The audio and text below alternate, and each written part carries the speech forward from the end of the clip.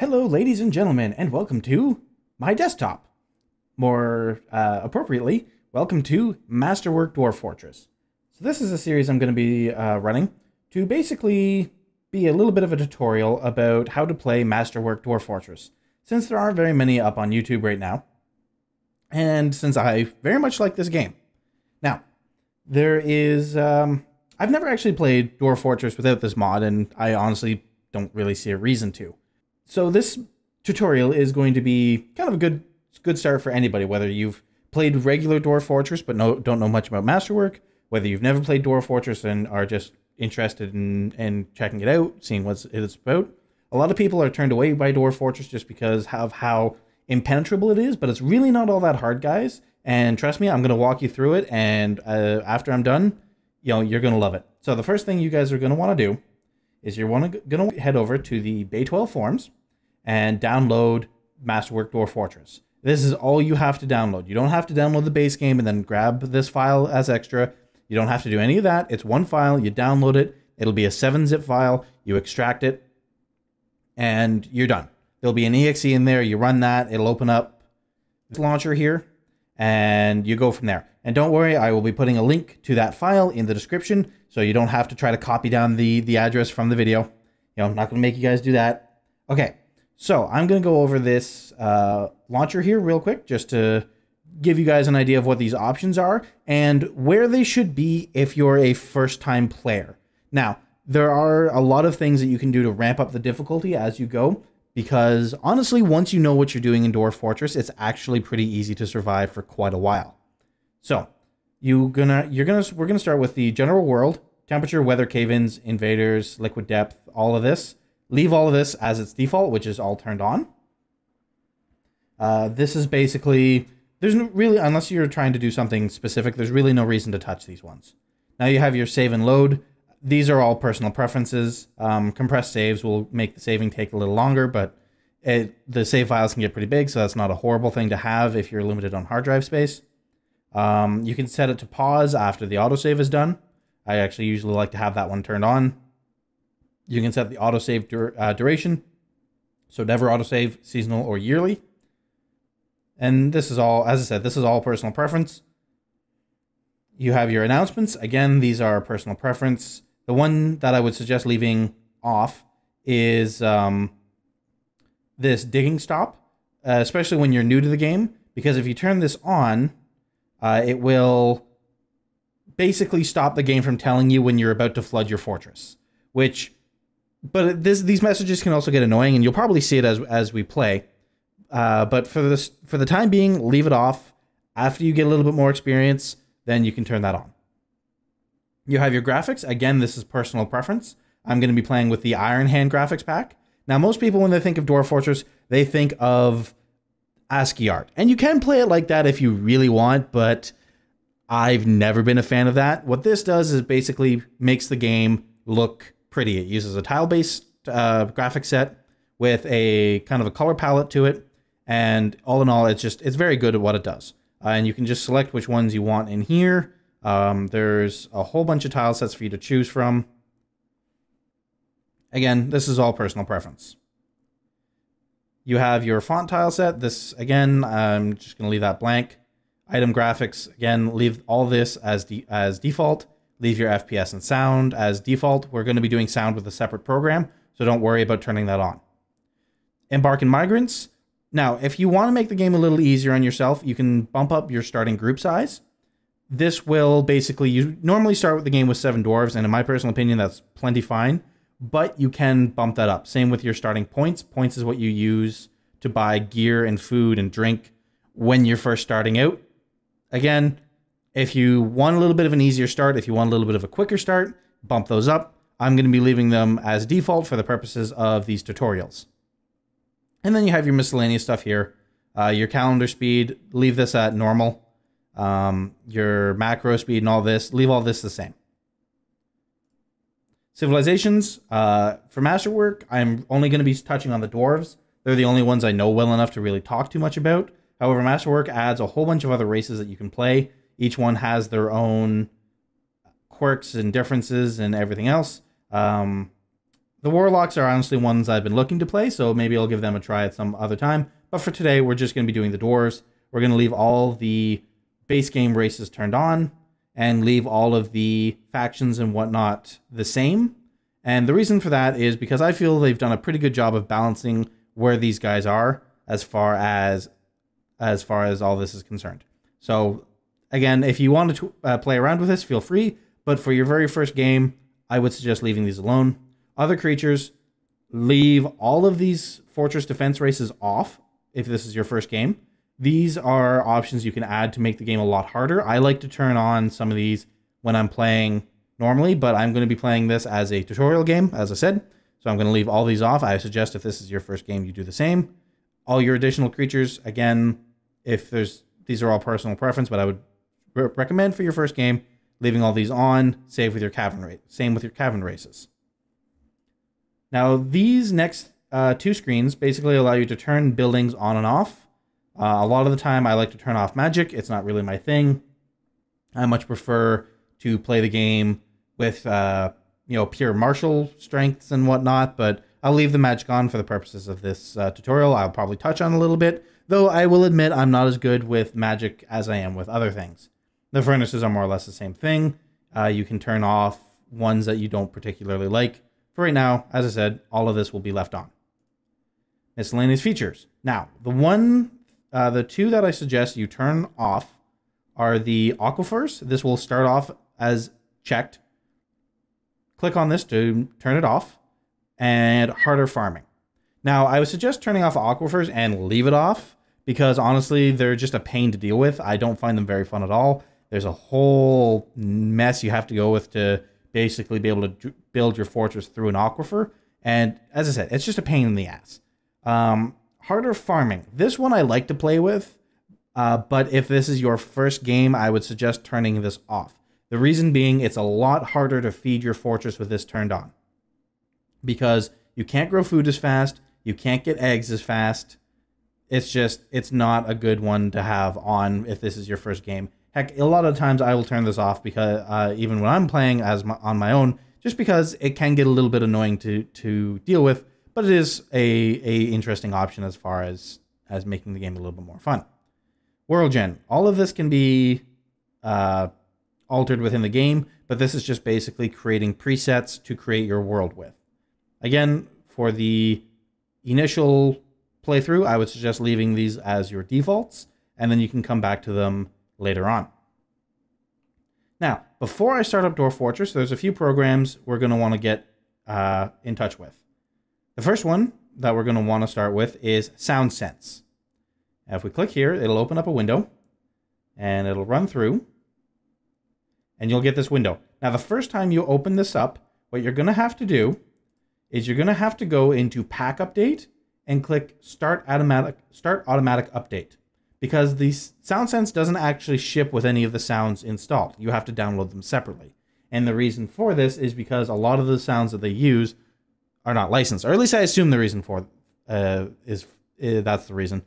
It might be for something else, but I know that, for instance, the music that plays when you're generating a world is actually a licensed song by Elven King, I believe is the name of the band. It's a really good song, but they don't have a license to distribute it. So this is kind of how they're getting around it, I think. There may be another reason. I don't know. But for that reason, I'm also going to be turning off the music for this tutorial, just because I don't want YouTube to come down on me. So that's the first program we're going to want. The second program we're going to want is Therapist. So if you click on that, give it a moment to load. Okay. Normally you start this up after Dwarf Fortress, but I'm just going to start it up now. And we will come back to why this is important a little later. I'm just going to minimize that for now. The rest of these programs are useful. One of my favorites is Quick Fort and Picture Fort. And I will touch on these in another video about why they're good. We don't need them to start with. And that's all we need for now. So we're going to head back to MDF. Click on this little icon up here, and that'll start your game. That'll all load. Now, when you first start the game, you're not going to have this Play Masterwork Dwarf Fortress at the top here. You're going to have Create New World Standard and Create New World Recommended. What you're going to want to do is go into Create New World Recommended. That'll take a moment to load. It'll take more than a moment to load. Okay, you'll get this message that pops up. It's basically just a, hey, welcome to Dwarf Fortress. Thanks for playing our game. There might be bugs, blah, blah, blah. All right, now the one you're going to want to select is either a large region, medium region, or small region. Really, this is up to personal preference. All three really are the same as far as difficulty goes. There's just, you know, bigger, more landmass to work with. You can also start with the starter's world, which is a lot easier. I don't find that to be strictly necessary, but if you know, you're just learning the game and maybe you're having some trouble figuring things out, it's not a horrible world to go with. Now, my one suggestion is when you go into these, you hit the, where's the button I'm looking for here? Oh, here we go, E. Press E. That'll open up this. Go down to end year and change that. It starts out as like a default of like 1,000 years or something. I've played this game across 3 different computers so far. From Dwarf Fortress 13 or whichever the prior version to this was. I started on 13. We're now on 14, I believe. I could be wrong on that. And I've tried this across 3 different computers. I've never had a computer able to generate a world past 200 years. So I tend to just set it at 100 and go from there. If you, but some people can. Maybe your computer can. You can give it a try. But chances are it will crash. Then after you've done that, all you have to do is hit enter, and that'll start to create a world for you. Now, fair word of warning, that will take a long time. So go find another YouTube video to watch while that happens. Go find something else to do. Whatever. Step away for a little while it generates the world. All right, yes, I want to abort these changes because I've already gone ahead and created a world for us to play in. Now, there's 3 modes here. You have Dwarf Fortress, Adventure, and Legends. We're going to be playing in Fortress mode. Adventure is you play as a single character and you run around, and it's an adventure game. It's not why I play this game. I've never really touched it too much other than just take a look at what it is. I more or less forget it exists. Legends is kind of neat. I'm going to just hop in here for a quick second because unfortunately I don't know if there's really a way to get to the Legends again when you have a fortress running. I think you can get there in between fortresses, but all right, let it load, let it load. The really cool thing, and this is why I like Legends, about this game is it's not just creating a paper cutout world for you to play in, like most games do. And I mean, that works. I mean, really all we need for most of our games is a paper cutout world. This game kind of tries to do something a little bit different, and that is creating an actual world. There are hundreds of people, so if I go into historical figures, these are all people or monsters or, various things in history. All of these things, all of the people on this screen have existed in the world and are maybe dead, maybe not. So let's just pick one at random. This Udombonos. Okay, let's pick one that I can actually pronounce. Zest Adzulab? Maybe? I don't know. So this is a female Thunderbird. So if I go in and take a look, Zest Depressicapinated, whatever, was a Thunderbird. She was one of the only ones of her kind. Zest was associated with thunder, strength, lightning, youth, blah, blah, blah, blah, blah. Whole bunch of stuff. And basically, she was created at the very beginning of the world. You can see here in year 1. Right here, year 1. In the early spring of 20, Zest became an enemy of the lilac roses. So she became an enemy of a group of, I don't know, from the name I'm thinking elves. Dirty elves. Then she became an enemy of the cats of bronzing, enemy of the dignified league, yada, yada, yada. In the year 80, she was shot and killed by the werewolf Nidrogrin bread-paddled in the Horn of Years. So she lived, she was a Thunderbird, and she eventually was killed. And you can find that information for a whole bunch of different people, and various other not people. So let's pick another one at random. Here we go. Here's one that hasn't really done too much with their lives. Pulma Hollow-Soaked was a forgotten beast. It was the only one of its kind, a gigantic eyeless serpent. It has a knobby shell, and it appears to be emaciated. There we go. Its yavish red scales are oval-shaped and overlapping. Beware its noxious secretions. Pulma was associated with water, theft, and caverns. In a time before time, Pulma began wandering the depths of the world. Okay, so this is... I'm glad I stumbled across this one. This is a forgotten beast, and we're probably going to run into a few of those. These are creatures that are still alive. We could very well see this thing in our fortress. And they're basically just beasts that are designed to destroy your fortress eventually. You get the wrong beast at your fortress, you're going to die. So that's Legends mode. It's pretty neat, but that's not what we're here for. So play Masterwork Dwarf Fortress. Go into Dwarf Fortress. Wait for it to load up again. So we need to pick a site that's going to be fairly easy to start off in. So basically that means a few things. It needs to have enough minerals. It needs to have enough dirt for us to make some decent farms. I said no music. Where's Sound Sense? How do I turn off the damn music? Silence. There we go. Okay. So, we need a place that is going to provide enough metals for... I mean, we're dwarves after all. We have to dig. We have to mine metals. We have to mine, deeply and greedily. It's what we do. We need dirt to make farms. We want a river or another source of fresh water. That's not necessary, but it does make your starting fortress easier. We want to pick an area without a lot of creatures that are going to come in and instantly murder us. And we want to pick a region that's fairly warm. Now, what we could do is we could just go through and scroll through all of this and, okay, well, maybe here, no, maybe here. Actually, this isn't a horrible place, but, just for the sake of argument, can we go here? No, that's no good either. And yeah, no. Okay, we're not going to do that. That's dumb. We're not going to do that. What we are going to do is press F.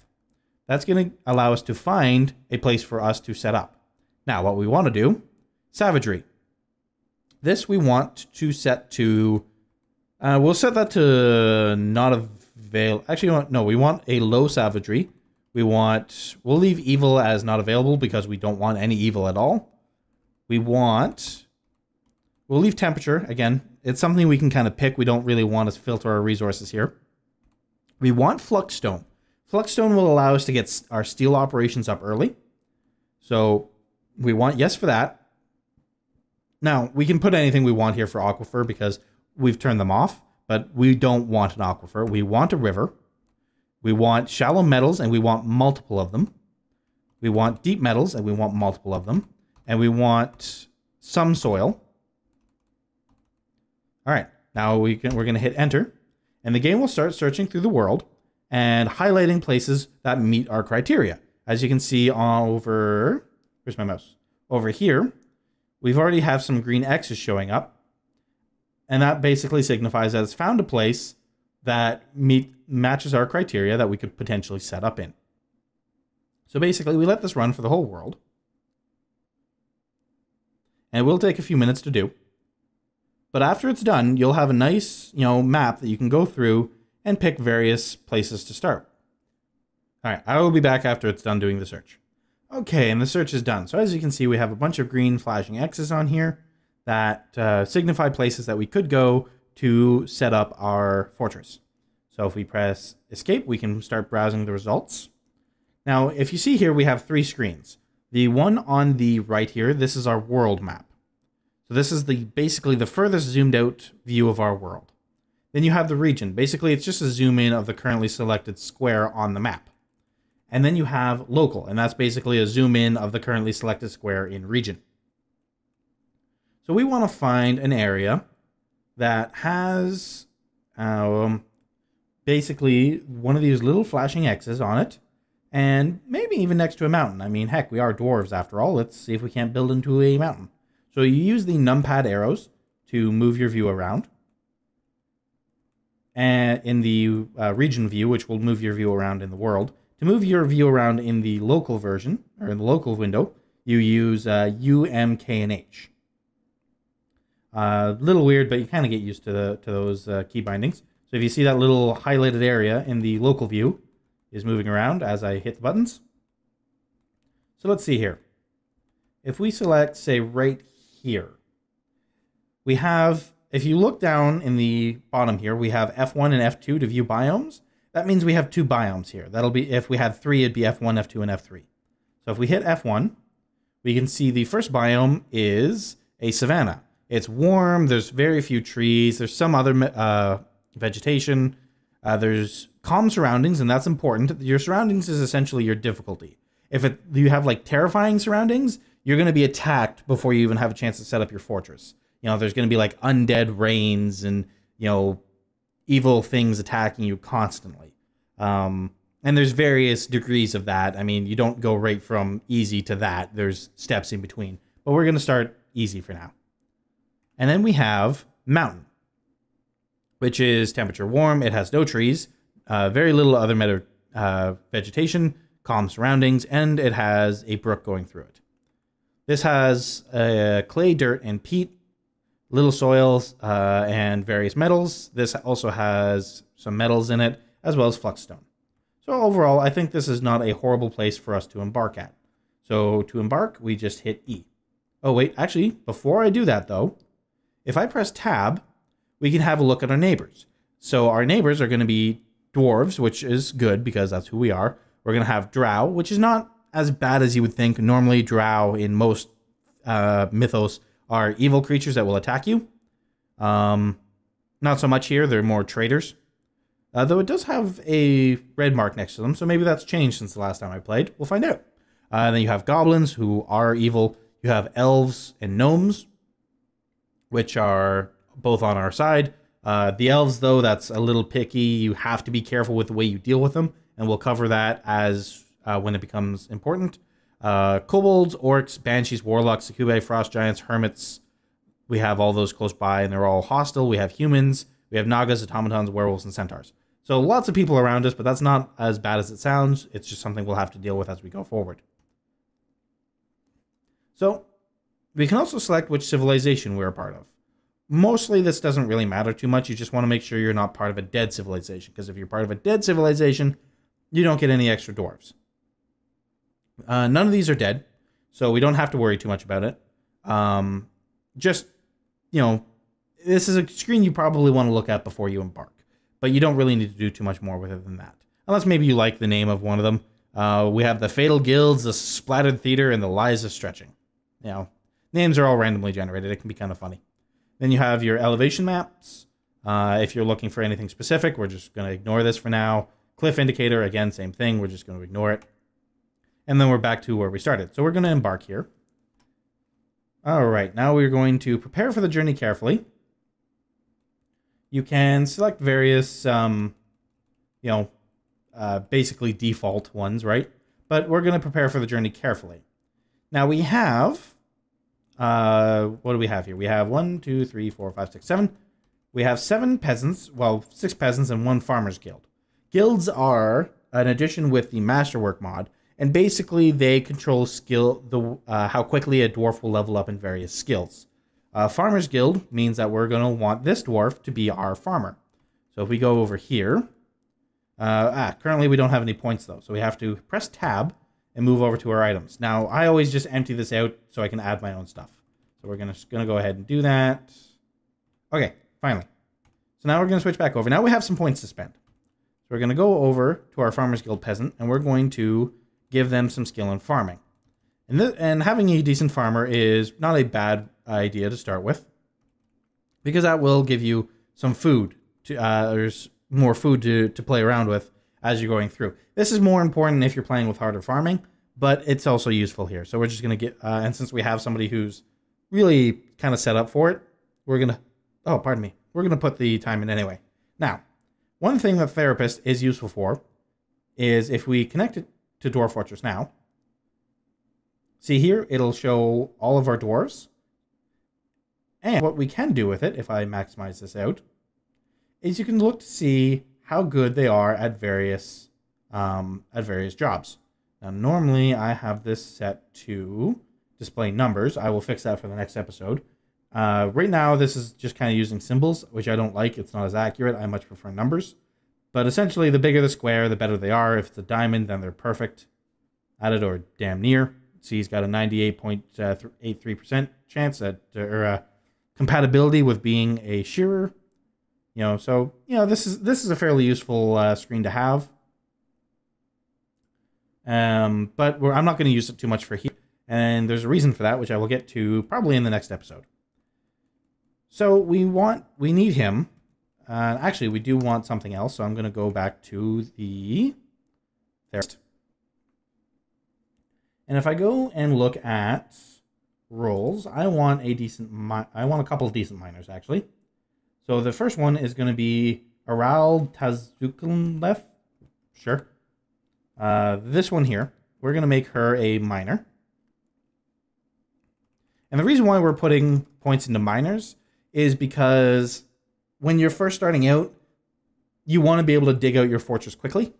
And without some skilled miners, that just won't happen. Now, again, this is one of those things that isn't necessary. Normally on this start, I probably wouldn't bother with a decent miner because you'll have plenty of time to dig in as you go. If you're starting on a harder start, though, you're going to want to dig in faster, and that's where the good miners come in handy. So we want 1, maybe 2 miners. So Methos, is he maybe good at anything else? This is another thing you have to look for. If you're making them miners, they can't be anything else. So, for instance, the RL was also probably a pretty good lumberjack. But we need her to be a miner more. So this Methos is going to become our other miner. And that'll get us a good start to... Whoopsies. That'll get us a good start to our fortress. Now, is there any other good skills to start with? Well, I mean, every skill has its uses. To start with, though, I would say probably not. There's a few places you can spend your skill points. Maybe as you go through... Oh, wait, nope, sorry, never mind. I lied. There is one other dwarf we want to have. And that is we want somebody who's going to be good at being a broker. Because we're going to want to be able to trade with the caravans when they come by. So our best broker is going to be Nagalak Leshemzad. Sure. Where is he? Nagalak. And we're going to give him a few points in appraising, in a point in judge of intent, and wasn't there like a barter? Oh wait, no, appraising, right?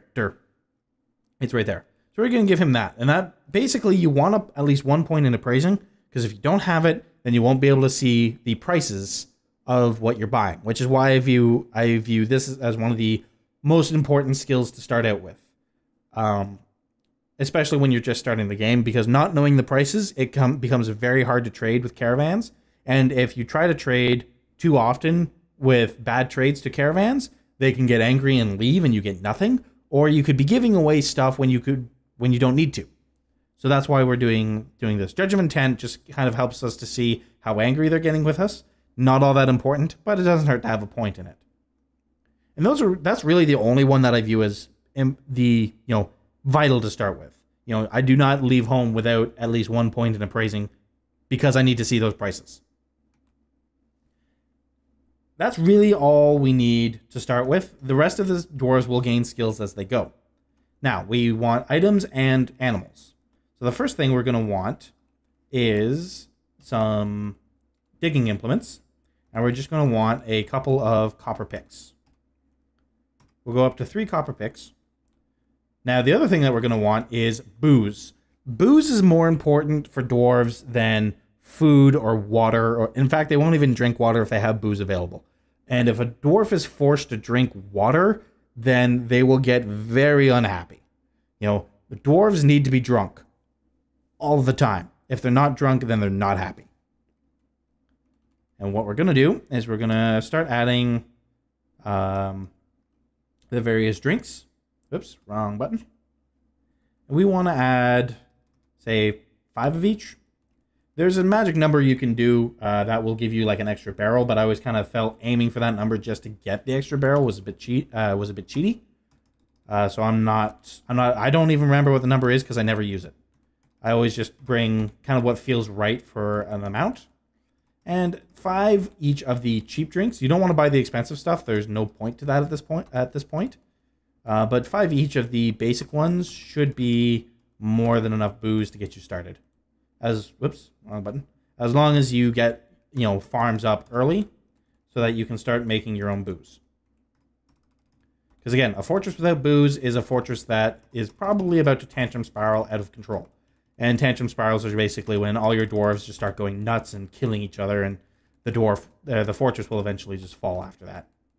So we want some drinks. Now don't worry too much about here. I mean, a bad Embark profile can kind of screw you, but it doesn't make it impossible. Now the next thing we're going to want is we're going to want some food. Meat is the various meats are good food to bring. We're going to want, say, 20 of those. We're also going to maybe want... Oops, I keep pressing the wrong damn button. All right. We're also going to want some seeds. We're going to want plum helmet seeds for sure. Plum helmets are a staple of the dwarven diet. You're going to want tons of these. And not quite that many. Say 15. So you're going to want a bunch of them. Now, there's some other seeds here which are optional, which might not be horrible things to bring along. I always like to bring along at least one other type of seeds because dwarves can get angry if they have to drink the same type of booze over and over and over again. They like some variety. So if you can give them some variety by picking up another type of plant, then that's good. I like to give them some pigtails. I don't bring as many of these because it's not as important. And I also like to grab some quarry bushes because quarry bush allow you to make oil, which is important for a lot of other things later down the line. And again, you don't need many. 5 will be more than enough. After that, you're going to probably want something to chop down trees with. Now, you can go into weapons and find an axe in here and buy one of those. However, that is a waste of points. What the better way to do it is go into your training weapons, and there should be in here a wooden training axe. It's 17 points. That gets you enough that you can start cutting down trees and you don't even have to worry about it. You also are going to want a weapon that you can give to somebody to defend your fortress should you come under attack early. It's unlikely to happen, but you're going to want it just in case. You don't need anything super special or amazing, but you don't want to grab like daggers or stuff like that either. That's not good either. What you probably want is something along the lines of say a mace or a morning star, but we don't need bronze. We can probably get away with some probably a copper one would do just fine. But then again, bismuth bronze is probably not a horrible one to start with. Or, not bismuth. Yeah, bismuth bronze, sorry. And I'm preferential to spears, personally. Not for any particular in-game reason, just because I like them IRL. You can start with an anvil, but in regular Dwarf Fortress, this is kind of important. Again, because if you don't get an anvil, you're not starting up your metalworking industry until your first caravan. That's not required in Masterwork Dwarf Fortress. We'll get to that later. Now, is there anything else we want to bring with us? It's always nice to bring a bag of sand with you because you get a free bag, and it's only a single point. What else do we have?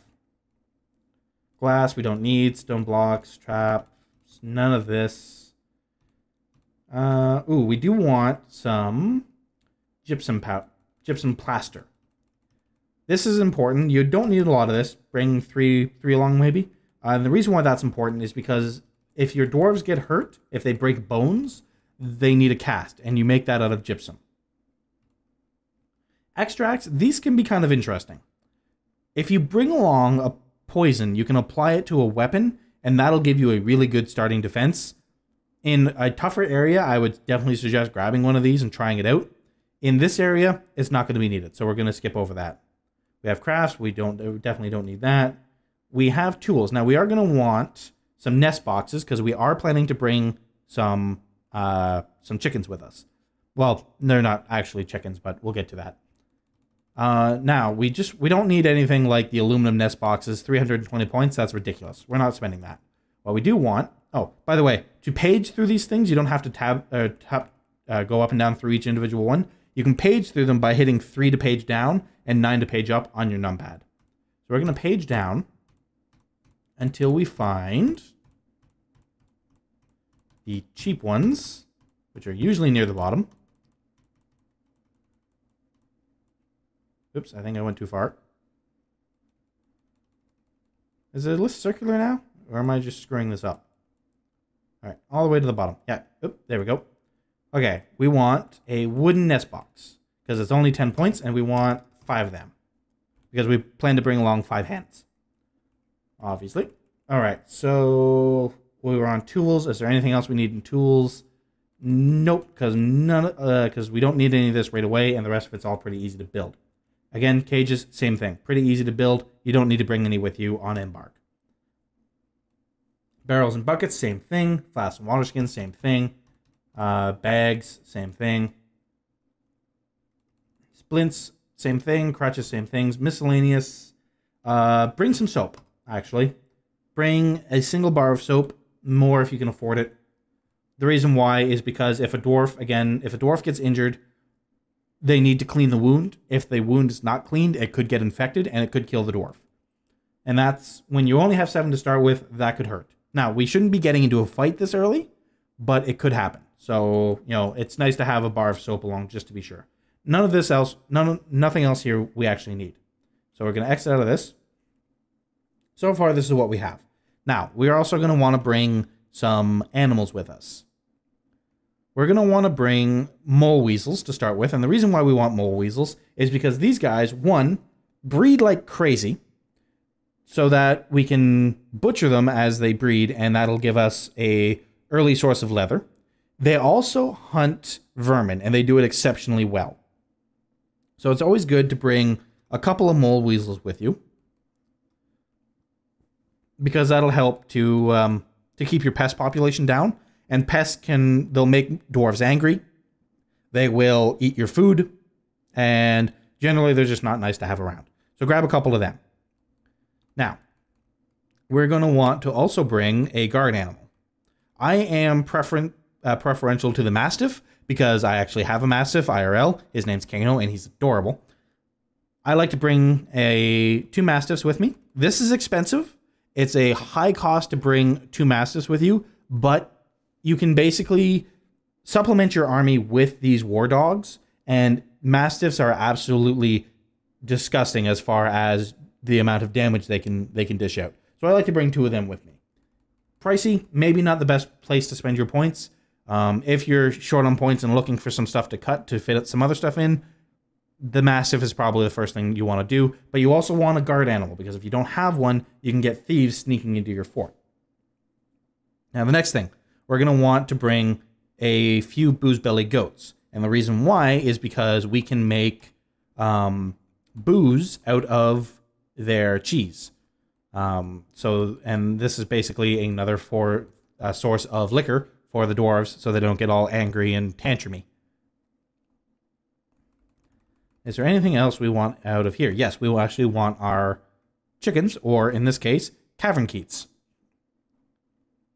Now, cavern keets are they're basically chickens. They're subterranean chickens, but they grow beards, and you can shear those beards off, and that gives you a source of wool early on.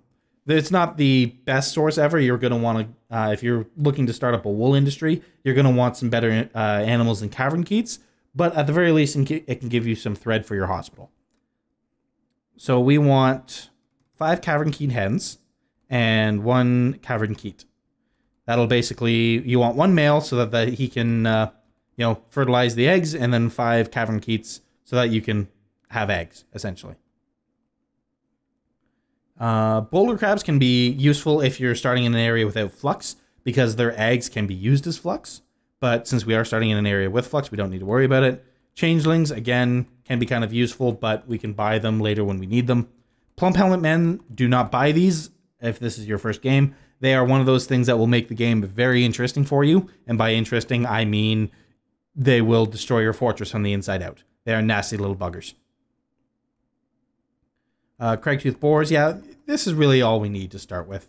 How many points do we have left? We have 58 points left. So we are going to go ahead and bring along some more booze and some more food. So we're going to buy some more booze, and we are going to add some plants in the form of plum helmets.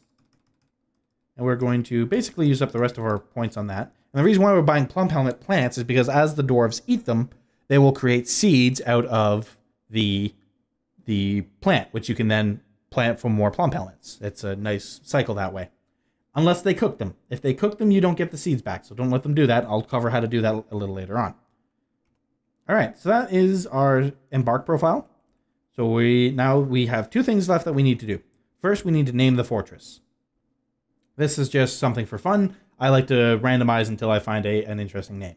So we have the Bow Winnowers, we have the Shaderings, we have the Lanced Ford, we have the Lied Confusions, the Lurching Sewers, the Plague Shaded, the Greedy Mine. Ooh, that's actually good. We're going to keep that. So let's... so we are the Greedy... Our fortress name is the Greedy Mine. And our group name is going to be... the Night of Smut. Okay, yep. That's going to be our group name right there. So, we are the... Shoot, I already forgot our fortress name. We are the Greedy Mine, the Night of Smut group going to found the Greedy Mine.